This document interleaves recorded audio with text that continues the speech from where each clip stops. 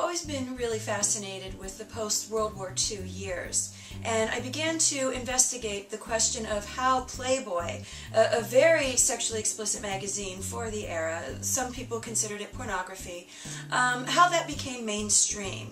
And certainly the magazine became one of the most popular magazines in the country by the early 1960s. And at that time it also became very political, and it started to address the various relevant social issues of the day, including civil rights, the war in Vietnam, and the women's movement. So it was only natural that I would consider how Playboy dealt with feminism and treated it in the magazine, because that was a relevant issue that many people were dealing with at the time, and feminists were really criticizing Playboy for its portrayal of women.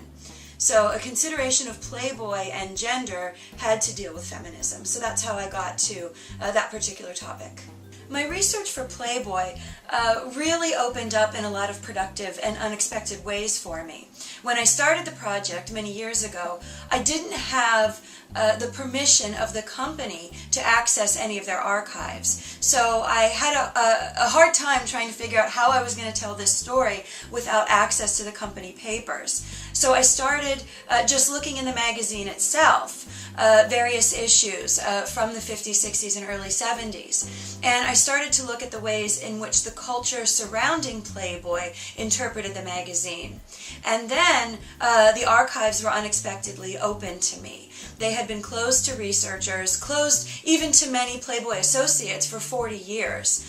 So I was given access to the company archive and was able to do a really in-depth look at the way the magazine evolved through its first 20 years. Additionally, I was fortunate to be granted various interviews with the founder of Playboy, Hugh Hefner, his daughter Christy, who ran the company for decades, from the 70s, 80s, and 90s, and even after the turn of the millennium, as well as important editors from the 50s, 60s, and early 70s, and playmates from those years.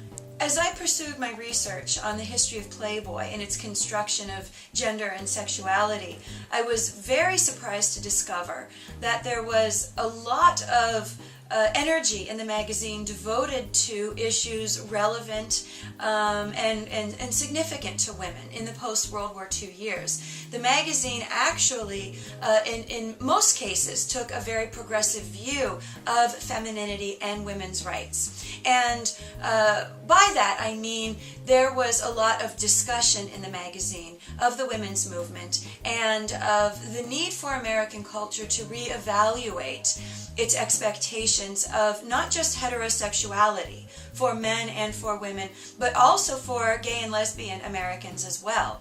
So I was very surprised to find that there was a progressive attitude that was more overwhelming in the magazine than was an attitude of anti-feminism or anti-woman.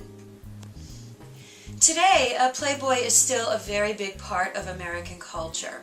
The magazine itself isn't as relevant as it was in the 60s and early 70s. But as a brand and as a cultural phenomena, Playboy is as big as ever.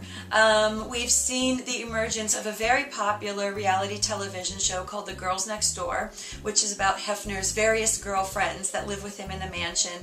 And additionally, the Playboy clubs, which were so popular in the 60s and 70s and closed in the 80s, have started to reopen in places like Las Vegas and London. So I think as a brand and as a cultural consumer experience, Playboy's become very relevant. And certainly one of the ways in which Playboy is so pervasive into today's society is in the branding of consumer items that actually target young women, t-shirts and things like that with the bunny logo on it. So I think it's in a consumer capacity that Playboy is most relevant today, as opposed to what's actually in the magazine.